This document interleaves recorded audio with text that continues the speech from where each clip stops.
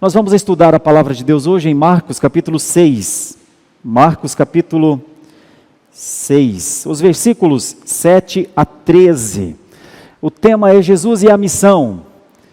E eu quero ler o texto e falar com as nossas crianças, e logo a seguir trazer as ponderações desse texto a nós. Chamou Jesus os 12 e passou a enviá-los de 2 a 2, dando-lhes autoridade sobre os espíritos imundos. Ordenou-lhes que nada levassem para o caminho, exceto um bordão, nem pão, nem alforge, nem dinheiro. Que fossem calçados de sandálias e não usassem 2 túnicas. Recomendou-lhes, quando entrardes em alguma casa, permanecei ali ou aí, até vos retirardes do lugar. Se em algum lugar não vos receberem, nem vos ouvirem, ao sairdes dali, sacudi o pó dos pés, em testemunho contra eles. Então, saindo eles, pregavam ao povo que se arrependesse, expeliam muitos demônios e curavam numerosos enfermos, ungindo-os com óleo. Crianças, o pastor vai pedir uma coisa muito simples para vocês hoje, mas vocês vão perceber ao final que essa ilustração que vocês farão agora pode determinar uma prática de suas vidas no futuro. E o desenho é o seguinte: tentem fazer um desenho de vocês mesmos no centro da folha. Você, a criança, tente imaginar, pense-se no espelho, faça um desenho como você acha que você é. De um lado, desenhe seus pais, pai e mãe, desenhe seus pais. E de outro lado, desenhe uma cidade. Então, o desenho é simples. Vocês no meio da folha, de um lado seus pais, de outro lado uma cidade inteira. Por que eu estou pedindo que vocês façam esse desenho, crianças, colocando vocês como quem está perto de seus pais, mas também está perto de uma cidade? Porque é possível que vocês crianças, vocês sejam grandes missionários no futuro. É possível que vocês sejam usados por Deus para mudar histórias de pessoas. É possível, crianças. É possível que vocês, de acordo com o quanto vocês conhecerem de Deus, do seu amor, conhecerem de Jesus Cristo, as suas instruções, tiverem o apoio dos seus pais, aquela presença gostosa, boa dos pais, que são sempre preocupados com a vida de vocês, é muito possível que vocês farão grandes transformações. Eu estou falando com as crianças. Crianças, então, quando desenharem agora, nessa folha, imaginem vocês no meio da folha, de um lado, os seus pais, e de outro lado, uma cidade. Povos, gente, muita gente, talvez estados, talvez países, talvez o mundo. Talvez você, adulto, esteja pensando: puxa, mas o pastor está pedindo que o meu filho faça isso? O que será que o pastor está pensando, né? Eu não planejei isso para o meu filho, talvez?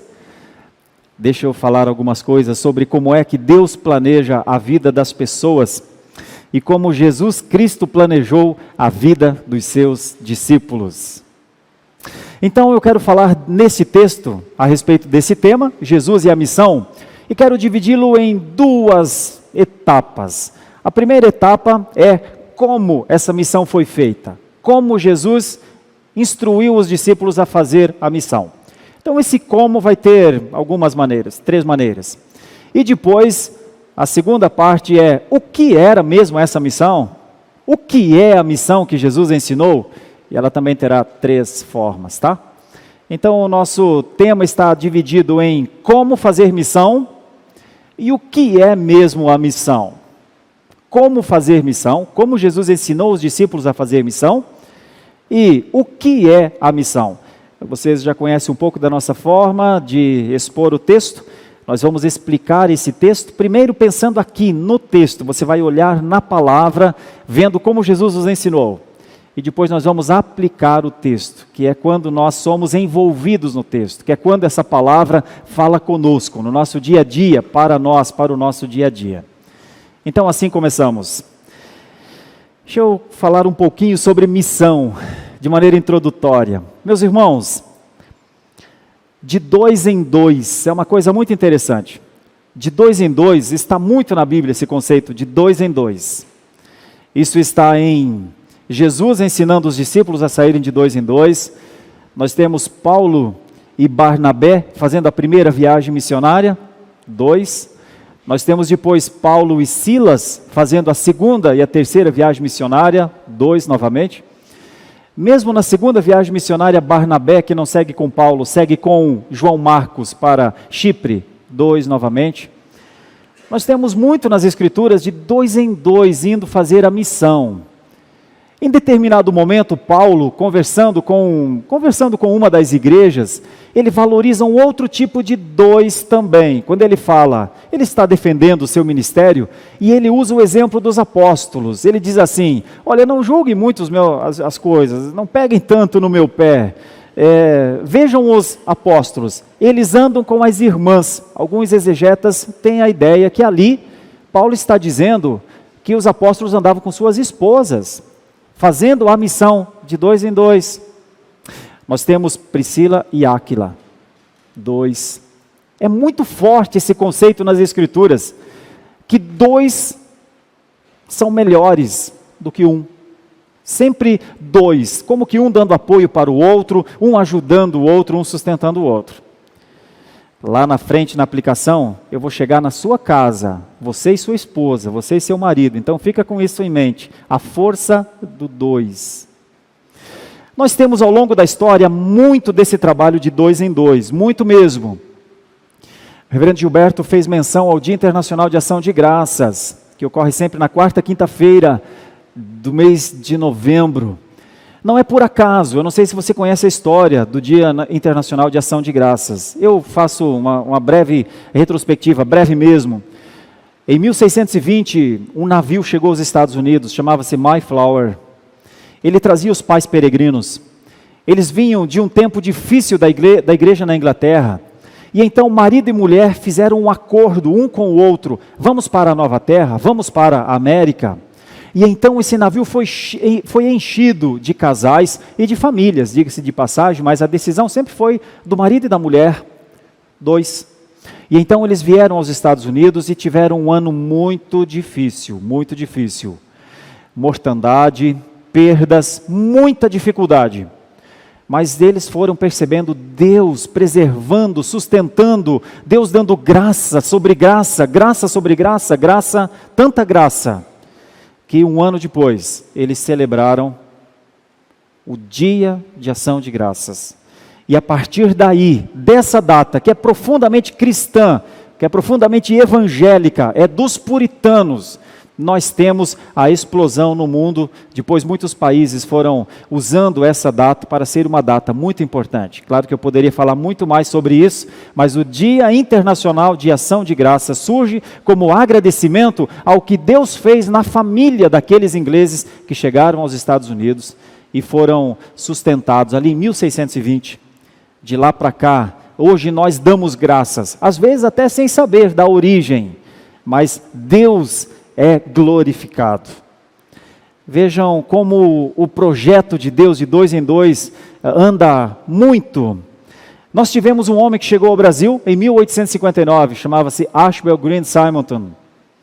Ele e sua esposa Ellen, eles são o casal missionário que plantou a Igreja Presbiteriana do Brasil.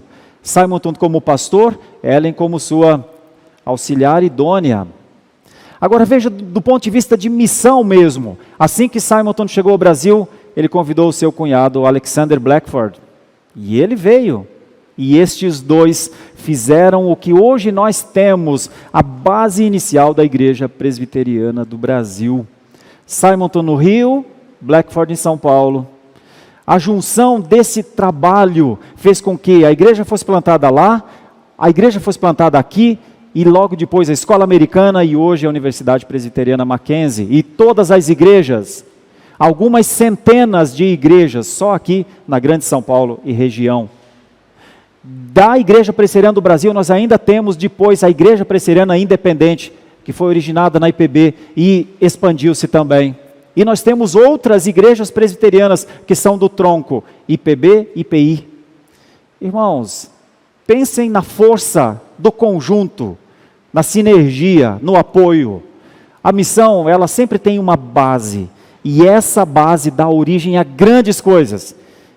Só mais 2 exemplos bonitos na história. Um deles é da participação dessa igreja aqui, na plantação da Igreja Presbiteriana de Santo Ângelo, no Rio Grande do Sul. Eu não sei quantos foram, faz muito tempo, era o ano de 2002 ou 2003, então faz muito tempo, quase 20 anos atrás. Mas algumas vezes, alguns ônibus saíram aqui de São Paulo e foram dar apoio à missão, lá em Santo Ângelo, que eu sei. Eu não estive nessa época lá, embora eu estava trabalhando na região. Mas eu tenho certeza que quando vocês foram para lá, nas manhãs de sábado ou nas tardes, vocês saíram evangelizar aquela cidade, provavelmente de 2 em 2. Quem foi, pode confirmar comigo depois, eu estou inferindo como hipótese. É porque o cristianismo é isso. O cristianismo é sempre trabalhado no apoio mútuo. A missão é feita assim. E o último exemplo dessa fase introdutória aqui tem relação com os valdenses. Os valdenses em 1100 e alguma coisa, foram duramente perseguidos na Itália por causa da sua fé. Os valdenses não adoravam imagens e não usavam outros meios para chegar a Deus a não ser Jesus Cristo.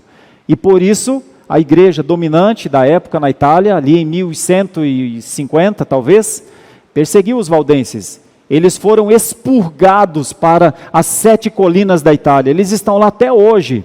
Uma região mais pobre, inclusive, da Itália. Eles estão lá até hoje. Mas eles, perseguidos de 2 em 2, com suas Bíblias queimadas, com suas famílias muitas vezes sacrificadas, eles saíam de 2 em 2 evangelizar a Europa. E assim eles foram para a França, para a Bélgica, atravessaram as montanhas, desceram toda aquela região pregando o Evangelho. Os valdenses são um histórico bonito de missão ali, um pouco antes do período da Reforma.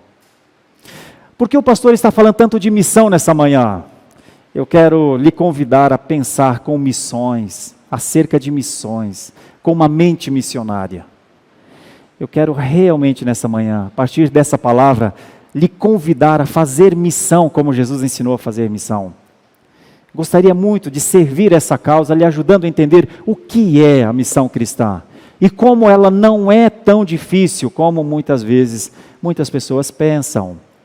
Veja aqui no texto, o como Jesus ensinou esses irmãos nossos a fazer missão. Primeiro, o como, né? Nos versículos 8 e 9, nós temos uma ideia aqui. Como eles deveriam ser, como eles deveriam sair.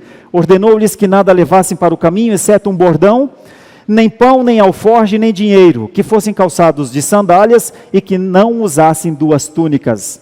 Tem um sentido aqui, meus irmãos. Eles deveriam ser missionários, viver a missão com simplicidade. Eles deveriam viver a missão, eles deveriam ir para a missão simplesmente confiando em Deus, porque Deus os supriria. Eles deveriam viver pela fé. Imagine ele falar, vocês farão missões. Eram 12, então 6 duplas de 2. Vocês farão missões, mas a primeira orientação é, deixem as reservas. Deixem todas aquelas coisas que vocês estão se sentindo seguros por elas. Deixem as reservas extras. Não levem nada, porque Deus vai cuidar de vocês. Como nós receberíamos uma ordem assim? Os primeiros discípulos receberam essa instrução. De 2 em 2, sem se preocupar, porque Deus vai cuidar de vocês. Essa é a doutrina da provisão de Deus. A provisão de Deus é muito mais segura, meus irmãos, do que a teologia da prosperidade. A teologia da prosperidade tem base no que eu quero de Deus. A teologia da provisão de Deus tem base no que Deus quer para nós. Essa foi a orientação talvez mais estranha que eles receberam. Mas chefe, a gente vai sair sem levar nada. Como vai ser? Deus vai cuidar de vocês. Deus vai cuidar de vocês. Quando Simonton, nosso primeiro missionário, quando ele estava no seu leito de morte, alguém olhou para ele muito triste, porque ele faleceu muito cedo. E então alguém disse: como será, Simonton, se você vir a morrer? Ele disse: Deus vai levantar outros. Deus vai cuidar da igreja dele. Deus vai levantar outros. Hoje eu e você estamos aqui adorando a Deus numa manhã de domingo, porque Deus levantou essas pessoas. Porque Deus levantou os missionários para que eles pregassem o Evangelho, para que o Evangelho fosse vindo, e ele veio de geração em geração, até que chegou na gente. Olha que coisa. Essa é a primeira mensagem da palavra. Vamos fazer missão, meus irmãos? Crendo que Deus vai cuidar de nós? Será que a gente consegue fazer isso? Vamos para frente? O texto continua, como dizia o reverendo Jorge sempre. Tem uma outra instrução no como fazer missões aqui no texto. O versículo 10. Diz assim: e recomendou-lhes: quando entrardes em alguma casa, permanecei aí até vos retirardes do lugar. Isso tem a ver com tempo, isso tem a ver com o tempo de Deus. Como é que a gente deve fazer missões? De acordo com o tempo de Deus. Aqui tem muitas coisas: ensino de paciência, ensino de hospitalidade.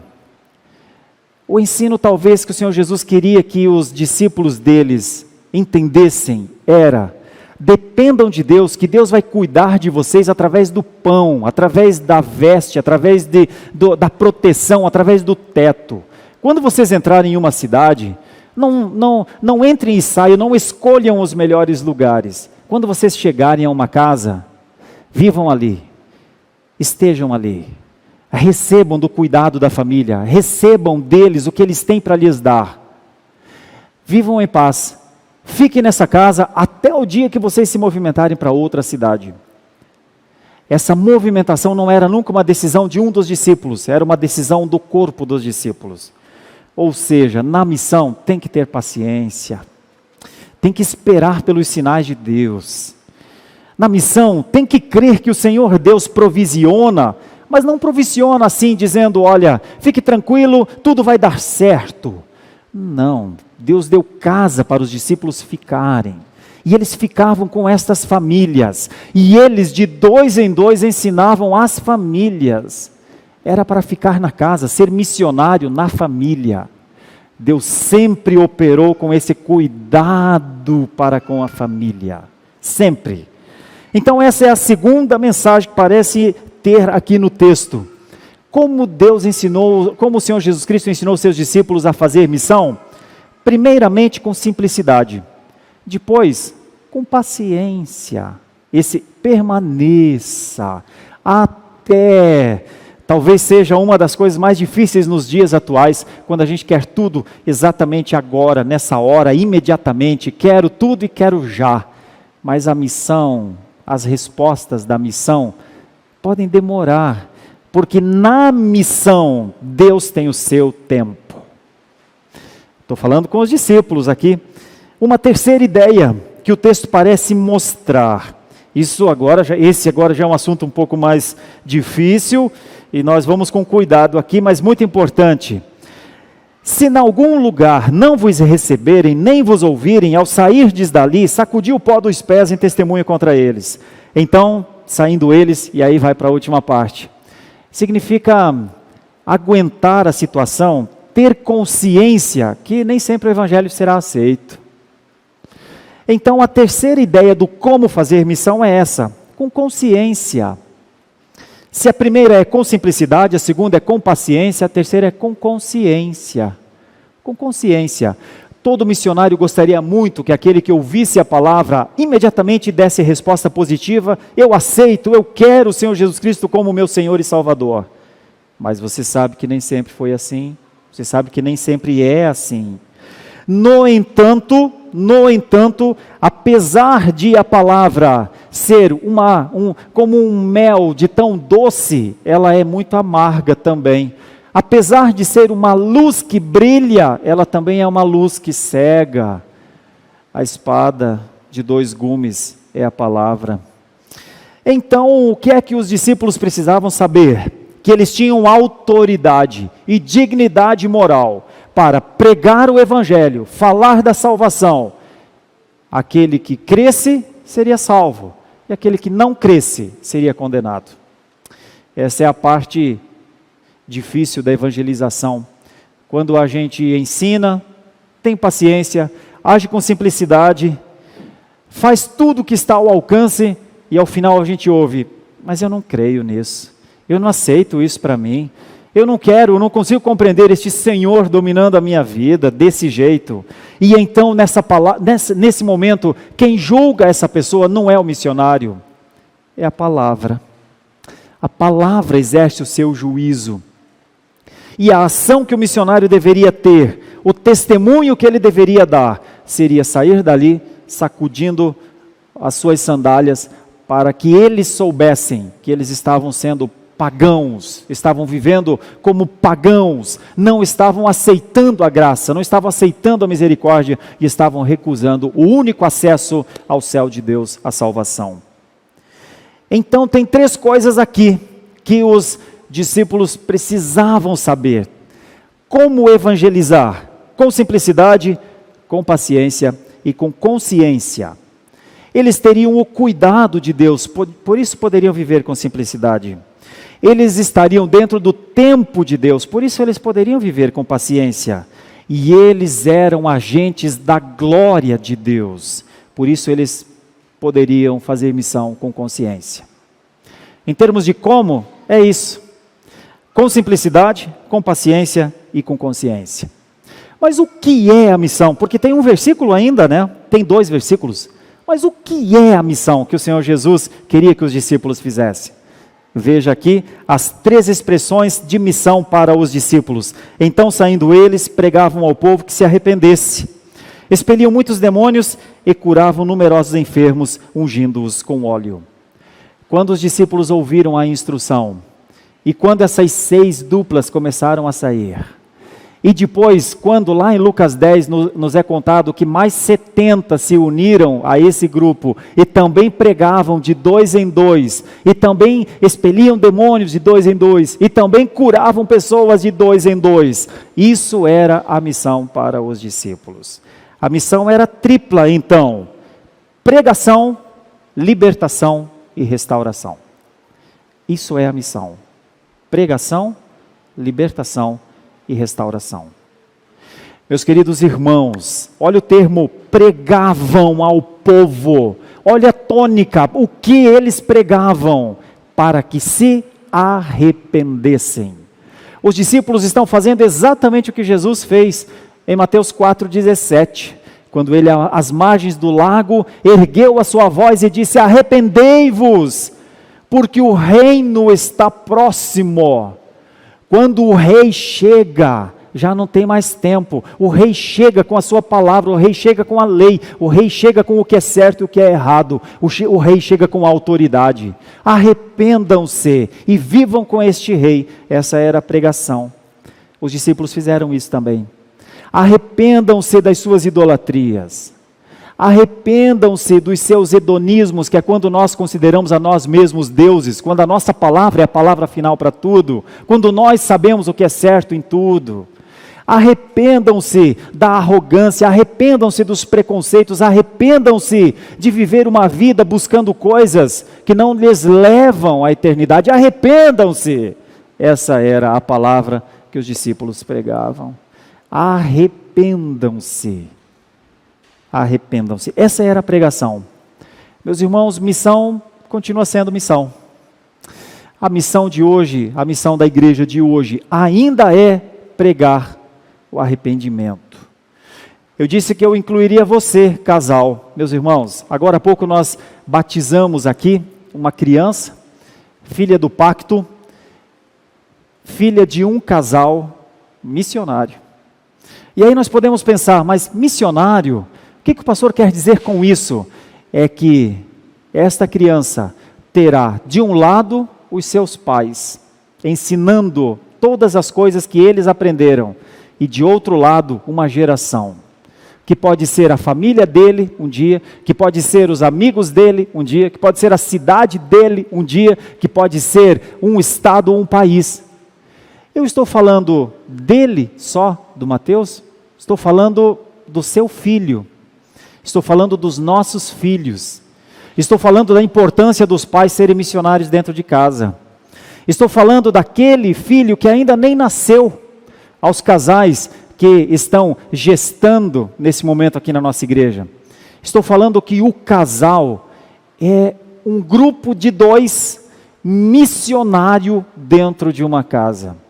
E isso nos leva obviamente, a muitas implicações. Eu vou citar uma só. Nós temos de nos perguntar, como é que nós estamos sendo missionários na nossa casa? Se Deus usou esse plano de 2 em 2 o tempo inteiro, e agora está usando eu e a minha esposa, ou eu e o meu marido, como é que nós estamos fazendo missão agora? Se nós ainda não temos filhos, nós temos ideia que nós somos missionários dos filhos que virão, dos netos que virão? Nós temos a ideia que nós também fomos chamados para pregar arrependimento? Os nossos filhos não nascem crentes, eles nascem como um dia Davi nasceu, na iniquidade minha mãe me gerou. Os nossos filhos também nascem debaixo do pecado original. Nós evangelizamos os nossos filhos porque fazemos missão dentro de casa, primeiro. Então os discípulos, eles foram chamados a isso, de 2 em 2, pregar arrependimento. Como nós, pais, somos chamados a pregar dentro das nossas casas. Então a primeira coisa que eu peço aqui é, querido pai, querida mãe, avalie o seu comprometimento com a missão, por favor, eu lhe peço. Se porventura você chegar à conclusão, meu Deus, eu nunca tinha pensado nisso, meu Senhor, eu nunca fui, nem fui levado a imaginar que eu e a minha esposa somos missionários dentro da nossa casa, eu nunca pensei nisso, e eu deixei o tempo passar, meu filho, minha filha cresceu, eu devia ter sido um missionário melhor dentro de casa. Deixa eu lhe falar, não é isso que vai resolver o seu problema. O que vai resolver a situação, antes de tudo é, todos os pecados que temos cometido, temos de confessar ao Senhor. Nós só vamos resolver a nossa situação de perdão, pedindo perdão, e depois crendo que o Senhor ainda está nos dando oportunidade para fazer.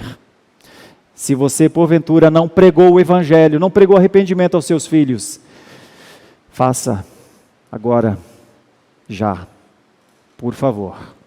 Uma outra coisa importante que o texto parece mostrar sobre o que é missão, é a libertação. Aqui no texto, e naquela época, nós tínhamos uma incidência muito grande de demônios mesmo. O diabo tentou impedir de todas as formas que Jesus Cristo fosse à cruz. Ele mesmo foi tentar impedir ao próprio Jesus no deserto.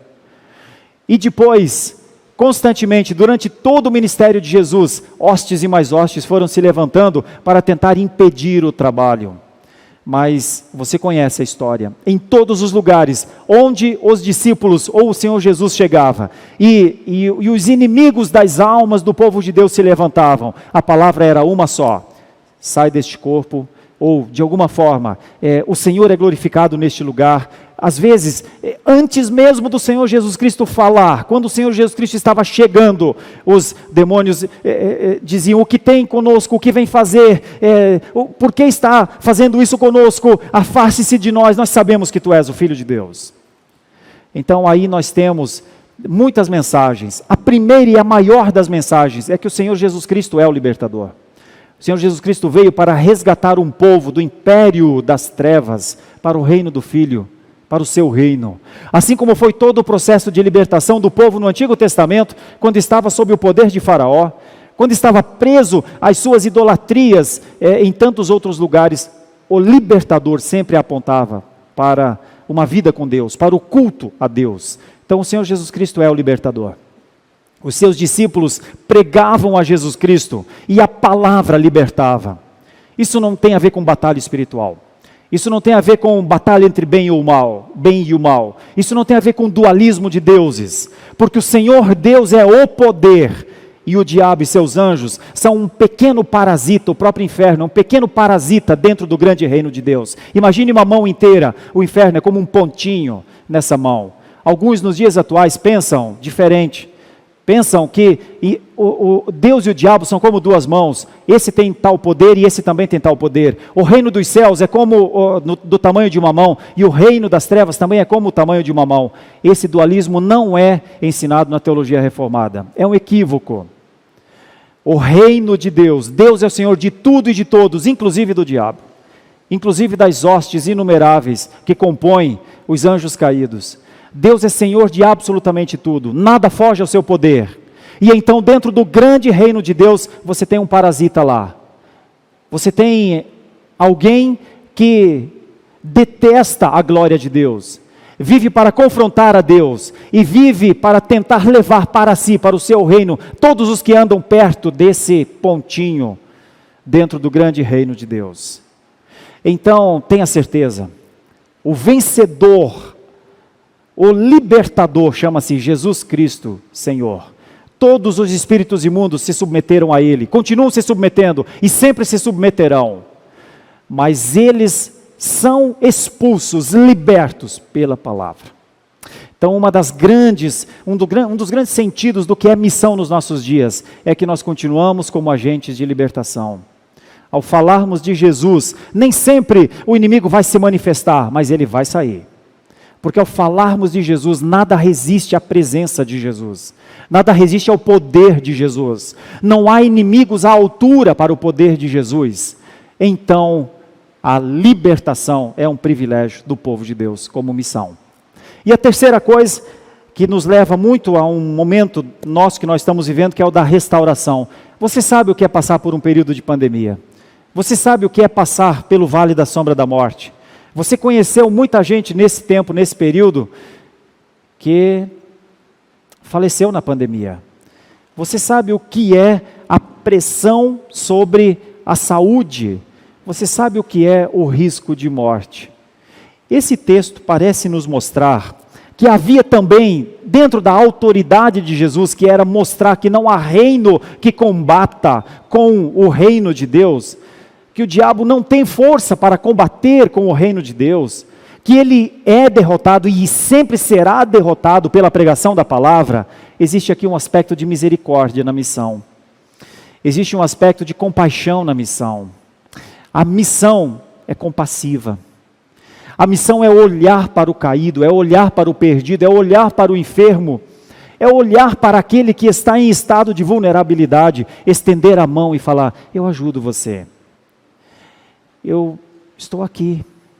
O que eu posso fazer por você? Então isso compõe o que é missão nessa palavra. Se missão é pregação, se missão é libertação, missão também é restauração. E eles fizeram isso, numerosos enfermos. Em Mateus capítulo 4, versículos 23 em diante, nós vemos Jesus fazendo isso. Em Mateus 9, 35 a 38, nós vemos Jesus fazendo isso.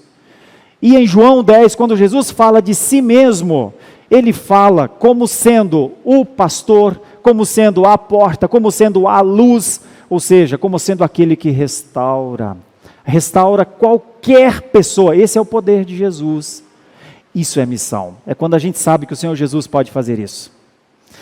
Então, meus irmãos, eu quero concluir essa meditação, voltando às crianças, que já devem ter terminado o seu desenho, dizendo: querido filho da graça, querido filho da promessa, querido filho da aliança, você tem um casal de missionários, você é fruto de missão. Ouve o teu pai, ouve a tua mãe, siga suas instruções. Quando eles falarem vamos à igreja, venha. Quando eles falarem filho, você já fez a sua oração hoje? Ore. Quando eles falarem filho, você já leu a Bíblia hoje? Se você não leu ainda, leia. Eles estão fazendo missão na sua vida, para que você seja no futuro um grande homem de Deus, uma grande mulher de Deus. Pai ou mãe, em alguns casos, só mãe ou só pai.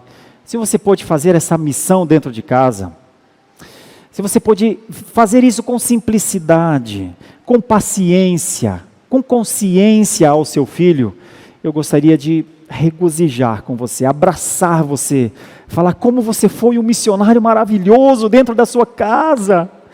Meu Deus, que alegria saber que existem missionários dentro de casas. Se porventura você não fez isso tão bem, dá tempo ainda, tá? Aceite esse conselho, amigo. Não perca seus filhos. Não vamos perder os nossos filhos, não vamos perder nenhum. Não vamos perder nem aqueles que ainda não chegaram. Faça missão você, faça missão com sua esposa, com seu marido. Se você não sabe o que é, olha, eu quero ser um missionário, eu quero agir com simplicidade, eu quero agir com paciência, eu quero agir com consciência, pastor, mas eu não sei direito o que é missão. Eu tenho que lhe dizer, missão é abrir a boca e falar. Missão é ter coragem para falar que só Jesus Cristo salva. Missão é saber que se você não pregar o seu filho, ele já está preso. Se você prega, você liberta. Se você ama o seu filho, você precisa fazer o que você puder para libertá-lo ou para libertá-la.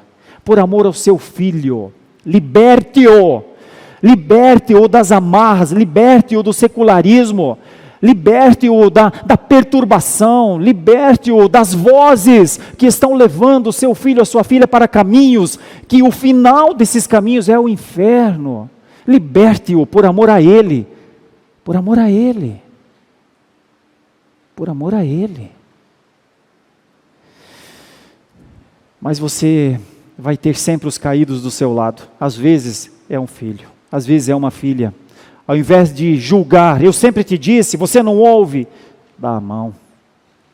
Os discípulos foram ensinados a dar a mão. O cristianismo estende a mão. O cristianismo não se orgulha dos seus grandes feitos. O cristianismo não zomba daqueles que não servem a Deus em espírito e em verdade, nem o adoram com simplicidade, com consciência e com paciência. O cristianismo sofre, chora, lamenta, como um dia Jesus chorou sobre Jerusalém. Jerusalém, Jerusalém, tantos profetas vieram a você, Jerusalém. O cristianismo estende a mão. Pais, mães, filhos, que sejamos bons missionários na nossa geração. Vamos orar. Senhor nosso Deus, a Tua palavra, Senhor, a Tua palavra fala coisas sobre nós.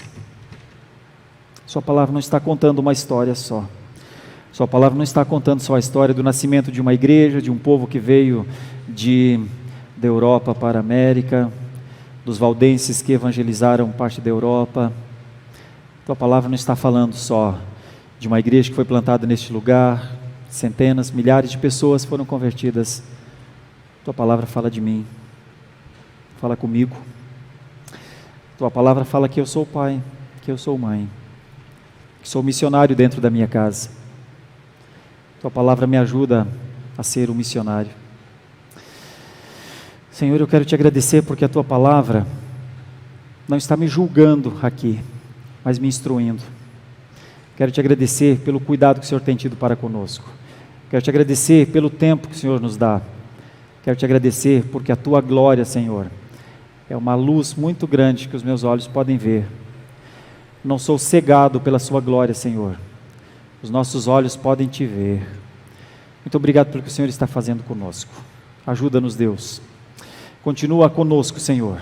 Abençoa, Senhor, a obra das nossas mãos. Se os nossos joelhos enfraquecerem, fortalece, para que nós continuemos a fazer a missão que um dia o Senhor ensinou seus discípulos a fazerem, e ainda é a nossa. Oramos assim, em nome de Jesus. Amém.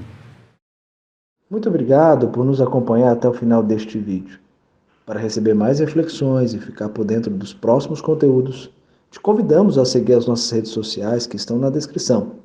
Alguns vídeos aparecerão na tela caso queira continuar nos assistindo. Abraço e até a próxima.